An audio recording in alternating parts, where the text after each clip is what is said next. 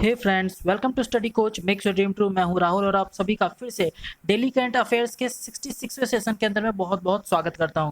दोस्तों, जैसा कि आप सभी को पता है कि आज का डेट है 18 अप्रैल 2020 और आज के दिन का जितना भी इंपॉर्टेंट करंट अफेयर्स बन सकता था वो सारा इंपॉर्टेंट करंट अफेयर्स मैं आप लोग के लेके आ चुका हूँ और इसके अंदर में मैं हर एक क्वेश्चन के पीछे जो भी फैक्ट्स रहेंगे वो सारा भी डिस्कस करने वाला हूँ। और दोस्तों, अगर आप चाहते हो कि आज की क्लास का पीडीएफ को प्राप्त करना तो आपको डिस्क्रिप्शन बॉक्स में लिंक प्रोवाइड कर दिया गया है पीडीएफ का, वहां से आप डाउनलोड कर सकते हो। और दूसरी बात दोस्तों, अगर आप चैनल पर पहली बार आए हो, चैनल को सब्सक्राइब नहीं किए हो तो चैनल को सब्सक्राइब कर लीजिए और बेल के आइकन को जरूर दबा लीजिएगा ताकि हमारे चैनल के द्वारा जो भी वीडियोस अपलोड हो आपको सबसे पहले उसकी नोटिफिकेशन मिल जाए। चलिए स्टार्ट करते हैं अब हम लोग सबसे पहले क्वेश्चन के साथ। हमारा आज का सबसे पहला क्वेश्चन ये है कि निम्न में से कौन सा देश एशियाई मुक्केबाजी चैंपियनशिप की मेजबानी करेगा। आपके ऑप्शंस यहाँ पर दिए हुए हैं और आपको इसके सही आंसर बताना है। इसका सही आंसर है दोस्तों, वो है आपका बी यानी कि भारत। भारत एशियाई मुक्केबाजी चैंपियनशिप का मेजबानी करने वाला है। अब इससे जुड़ी कुछ इंपॉर्टेंट चीज मैं आपको बताता हूँ। देखो, सबसे पहले जो है आपको ये पता होना चाहिए कि स्पोर्ट्स मिनिस्टर, मुझे बताओ कि ये कौन है। ठीक है, आप सभी को पता है किरण रिजिजू जो है स्पोर्ट्स मिनिस्टर। ठीक है, अब अच्छा चलते हैं अब आगे। देखो, हाल ही में national sports federation of India ने पुरुष और महिला मुक्केबाजी करने की घोषणा की है और भारत जो है इसको ऑर्गेनाइज करने वाला है। अब मैं आपसे एक और इम्पोर्टेंट क्वेश्चन पूछता हूँ। 2019 का AIBA का विश्व मुक्केबाजी चैंपियनशिप जो है कहाँ हुआ था। तो गाइज, ये जो हुआ था वो हुआ था रसिया के अंदर में। रसिया के अंदर में भी अगर आपसे पूछ लिए तो एकातरिनबर्ग के अंदर में जो है हुआ था। रसिया के एकातरिनबर्ग के अंदर में AIBA का जो है मुक्केबाजी विश्व मुक्केबाजी चैंपियन ऑर्गेनाइज करवाया गया था 2019 का। ठीक है, अब हम मुझे ये बताओ कि 2021 का कहाँ होने वाला है। तो 2021 का कहाँ, इंडिया के दिल्ली के अंदर में होने वाला है। ठीक है, तो ये सारा चीज जो है आपको पता होना चाहिए। चलो अगले क्वेश्चन के बढ़ते हैं। अगला क्वेश्चन बढ़ने से पहले एक चीज और मैं बता देता हूँ कि AIBA, ठीक है, इसका जो है आपका हेडक्वार्टर कहाँ है। तो हेडक्वार्टर स्विट्जरलैंड के अंदर में है। अब इसका प्रेसिडेंट के कौन है अभी AIBA के, तो आप याद रखिएगा गौरव जो है इसके अभी प्रेसिडेंट है।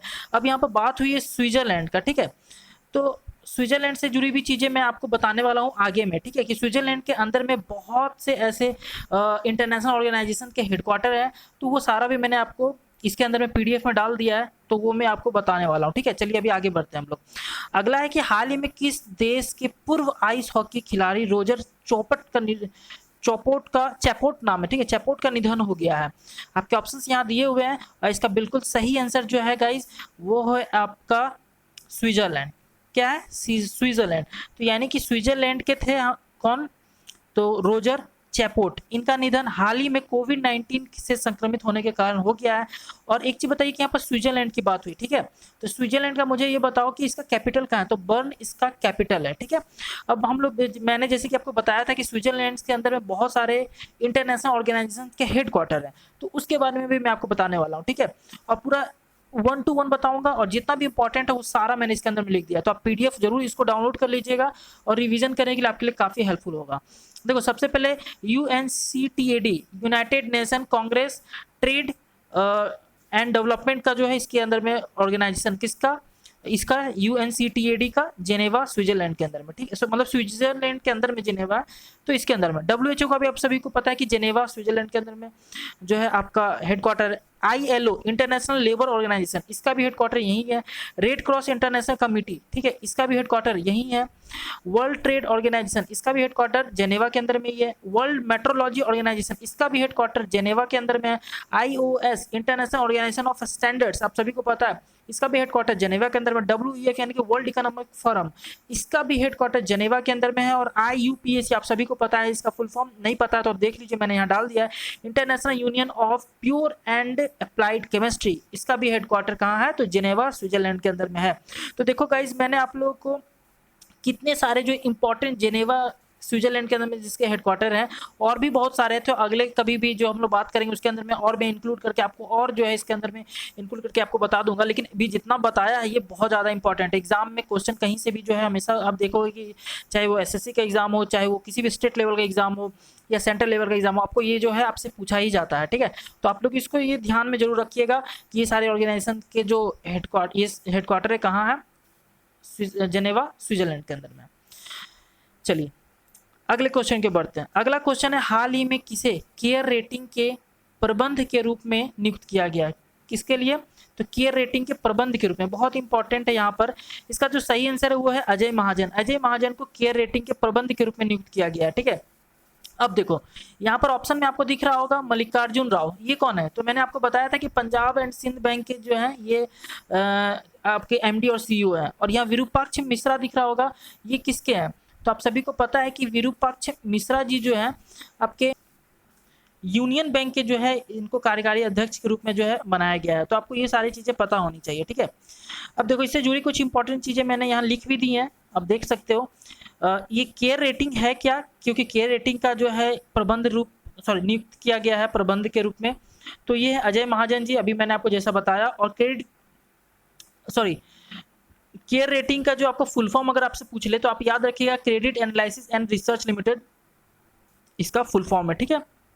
फिर से बोल दे रहा हूँ, credit analysis and research limited इसका फुल फॉर्म है, ठीक है। अब यहाँ पर देखो मैंने कुछ चीज़ें लिखी है अजय महाजन जी के बारे में। देखो ये अजय महाजन जी जो है ये पहले कहाँ काम करते थे? तो आप इसको पता होना चाहिए कि आईडीएफसी फर्स्ट बैंक में कार्यरत है, और तथा ये 1990 में बैंक ऑफ अमेरिका में भी कार्य कर चुके हैं, ठीक है। 1990 के अंदर में बैंक ऑफ अमेरिका के भी अंदर में ये कार्य कर चुके हैं।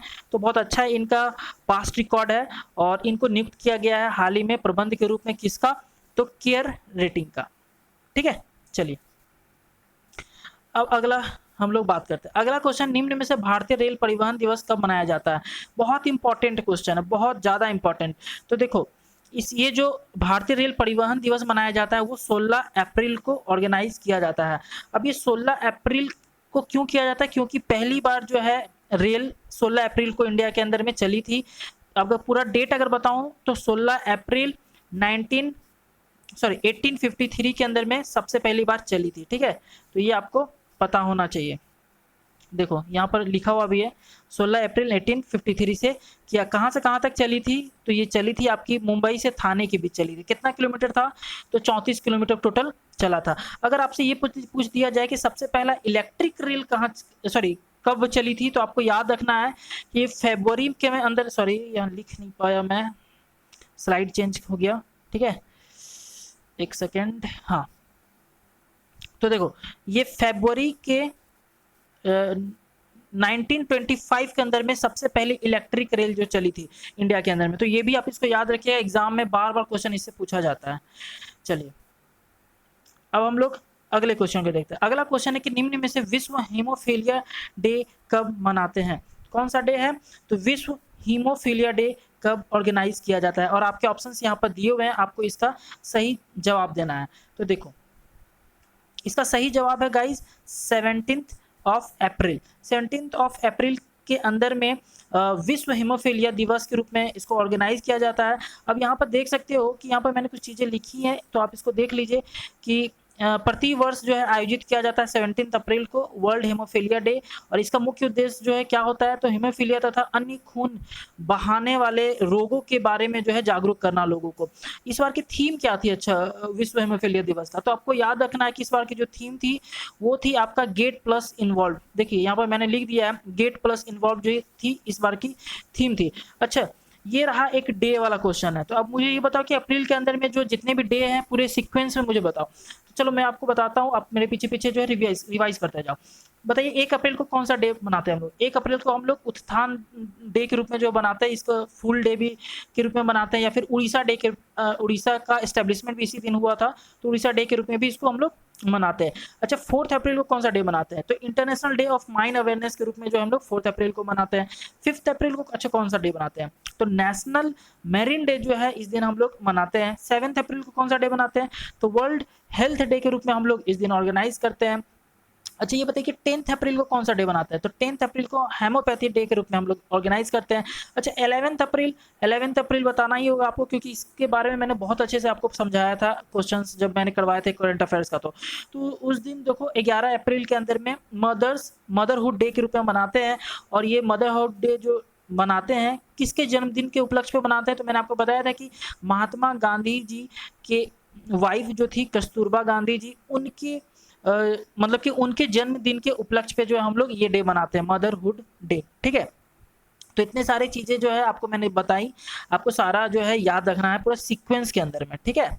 चलिए अगले क्वेश्चन के बढ़ते हैं। अगला क्वेश्चन है कि हाल ही में किसे पेटीएम जनरल इंश्योरेंस लिमिटेड के नए एमडी और सीईओ के रूप में नियुक्त किया गया है? किसका? तो पेटीएम का।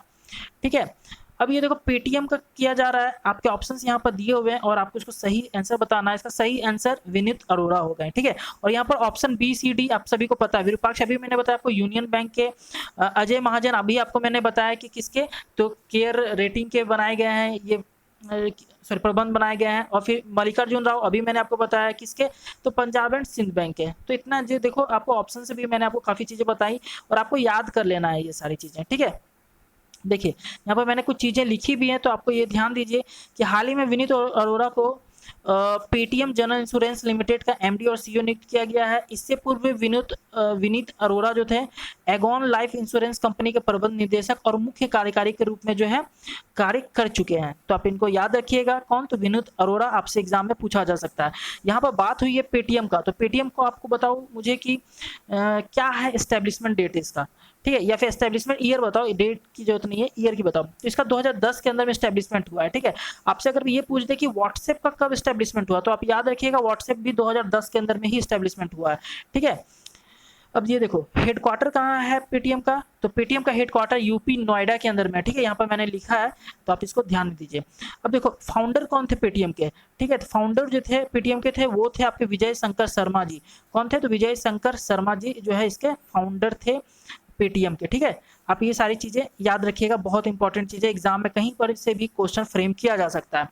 अगला क्वेश्चन, हाल ही में किस राज्य ने YSR, क्या? तो YSR निर्माण और मतलब ये पूरा नाम ही है। ठीक है, YSR निर्माण साथ में है, अलग नहीं है। YSR निर्माण और कोविड-19 पोर्टल की शुरुआत की। आपके ऑप्शंस यहाँ पर दिए हुए हैं और इसका सही आंसर जो है आंध्र प्रदेश है। आंध्र प्रदेश की सरकार ने YSR निर्माण और कोविड-19, क्या? तो कोविड-19 पोर्टल की शुरुआत की है। अब यहाँ पर बात हुई है आंध्र प्रदेश की। अब आंध्र प्रदेश के बारे में हमें सब कुछ जानना चाहिए। आपको मैंने 1000 बार बताया होगा, जब भी हम लोग वीडियोस करते हैं उसके अंदर कोई भी स्टेट आता है तो आंध्र प्रदेश तो बहुत बार मैं ऑप्शन में डालता हूँ। तो बताइए कि आंध्र प्रदेश का आपका पहले सबसे पहले राजधानी क्या है? तो आंध्र प्रदेश की राजधानी क्या है? तो हैदराबाद इसकी राजधानी है। ये सबसे पहला स्टेट था जो कि लैंग्वेज के अकॉर्डिंग जो इसको डिस्ट्रीब्यूट किया गया था। ठीक है, तो 1953 के अंदर में सबसे पहला ये जो है बना था। आप सभी को पता होना चाहिए। मुख्यमंत्री यहाँ पर कौन है? तो जगनमोहन रेड्डी जी यहाँ के मुख्यमंत्री है और विश्वभूषण हरिचंद जो है यहाँ के अभी मौजूदा राज्यपाल के रूप में कार्य कर रहे हैं। अच्छा, यहाँ पर तेलंगाना भी है। ठीक है, तो तेलंगाना का मुझे बताओ, तेलंगाना का भी आप सभी को पता होना चाहिए कि राजधानी कहाँ है? तो हैदराबाद है। इसका 2014 के अंदर में जो है फॉर्मेशन हुआ है, आप सभी को पता होना चाहिए। ठीक है, और 29वां राज्य था जो ये फॉर्मेशन किया गया था। ठीक है, 2014 के अंदर में। ठीक है, याद रखिएगा, बहुत 2014 तो बहुत याद रखिएगा क्योंकि एग्जाम में पूछता है कि तेलंगाना जो है पहले तो कितना राज्य बना। ठीक है, उसका फिर पूछता है ये कि आपका ये पूछता है कि इसका ईयर कब था इसका। ठीक है, तो याद रखिएगा 2014। अब ये बताइए मुझे कि मुख्यमंत्री कौन है यहाँ के? तो यहाँ के चंद्रशेखर राव जी मुख्यमंत्री और सुंदरराजन जो है यहाँ के गवर्नर है। यहाँ पर अब मुझे और क्या बात करनी है? चलिए तमिलनाडु की भी देख बात कर लेते हैं। तमिलनाडु का मुझे बताओ, तमिलनाडु की राजधानी चेन्नई है। इसका फॉर्मेशन 1950 के अंदर में ही हो गया था और इसके पलन्ना स्वामी जो यहाँ के अभी मुख्यमंत्री के रूप में काम कर रहे हैं और जो गवर्नर है मौजूदा वो लाल पुरोहित गवर्नर है। केरल के भी बारे में बात कर ही लेते हैं। केरल का आप सभी को पता होना चाहिए, राजधानी तिरुवनंतपुरम है। 1956 के अंदर में इसका फॉर्मेशन हुआ। आरिफ मोहम्मद खान इसके गवर्नर है, जबकि पिनरई विजयन इसके क्या है मुख्यमंत्री के रूप में कार्य कर रहे हैं। आपको ये सारी चीजें याद होनी चाहिए। यहाँ पर मैंने लिख दी हैं वही पोर्टल और YSR निर्माण के बारे में कि ये दो मतलब कि पोर्टल जो है खोला गया है। ठीक है, कहाँ? तो आंध्र प्रदेश के अंदर में। तो ये सारी चीज़ें जो है यहाँ पर लिख दिया है मैंने। चलिए अगले क्वेश्चन के बढ़ते हैं। अगला क्वेश्चन ये है, बहुत इंपॉर्टेंट क्वेश्चन है। हाल ही में किस देश ने भारत को एंटी शिप मिसाइल और टॉर्पीडो बेचने का जो है मंजूरी दे दिया है? क्या चीज़ करने का? टॉर्पीडो और एंटी शिप मिसाइल बेचने का मंजूरी दे दिया है। अब मुझे ये बताओ, यहाँ पर ऑप्शन दिए हैं, आपको सही आंसर बताना है इसका। तो दोस्तों आप सभी को जैसा कि पता है कि इसका जो बिल्कुल एक ही ऑप्शन जो है हो सकता है, क्योंकि मंजूरी की बात किया जा रहा है। तो मंजूरी कौन दे सकता है? तो अमेरिका जो है मंजूरी दे सकता है। तो अमेरिका यहाँ पर बिल्कुल सही आंसर आपका होने वाला है। अब देखो अमेरिका की यहाँ पर बात हो रही है, ठीक है। तो अमेरिका के बारे में अभी आपको पता होना चाहिए। अमेरिका की राजधानी कहाँ है? तो वाशिंगटन डीसी इसकी राजधानी। यहाँ पर करेंसी क्या चलता है? तो करेंसी डॉलर चलती है, आप सभी को पता है। अच्छा, इसके संसद को क्या बोलते हैं? तो इसके संसद का नाम है कांग्रेस। अच्छा, ये बताओ कि यहाँ के प्रेसिडेंट कौन है? तो आप सभी को पता है कि डोनाल्ड ट्रम्प यहाँ के प्रेसिडेंट है, आप सभी को बहुत अच्छे से पता है। और यहाँ के पीएम नहीं होते, यहाँ पर सिर्फ प्रेसिडेंट होते हैं, ठीक है। ये भी आपको पता होना ही चाहिए। चलिए, एक चीज और मैं आपको बता देता हूं, क्योंकि यहाँ पर मिसाइल वगैरह की बात हो रही है तो मैं आपको अचानक याद आ गया। अच्छा, अगर आपसे ये पूछ ले कभी कि अपाची और चिनूक कहाँ से लिया गया है, इंडिया कहाँ से लिया है, तो याद रखिएगा अमेरिका से ही लिया है, ठीक है। अगर पूछ दे स्पाइक कहाँ से लिया है, ठीक है, स्पाइक कहाँ से लिया है, तो आपको याद आना चाहिए इजराइल से लिया गया स्पाइक। अगर आपसे S-400 पूछ दे तो आपको याद होना चाहिए कहाँ से लिया है, तो ये आपका रसिया से लिया गया है। तो ये सारी चीजें भी आपको याद होनी चाहिए, ठीक है। चलिए, ये रहा हमारे आज का अंतिम क्वेश्चन है ब्रेक द कोरोना चेन। क्या है? ब्रेक द कोरोना चेन नामक सामाजिक जागरूकता अभियान निम्न में से किसने शुरू किया? आपके ऑप्शंस यहाँ पर दिए हुए हैं और इसका बिल्कुल सही आंसर जो होगा गाइज वो होगा बी, यानी कि भारतीय कृषक उर्वरक निगम। भारतीय कृषक उर्वरक निगम जो है इसका बिल्कुल सही आंसर है। और ब्रेक द कोरोना चेन जो है ये आपका बिल्कुल सही आंसर है। और इसके अंदर में करीबन 60 शिविर जो है स्टार्ट किया जाएगा, ठीक है, जो कि ये जानकारी देगा लोगों को कि इसको कैसे जो है कंट्रोल करना चाहिए, क्या क्या सावधानी बरतनी चाहिए कोरोना के लिए, और क्या क्या हमें डेली लाइफ में जो है चीज़ें आदत डालनी चाहिए, ठीक है।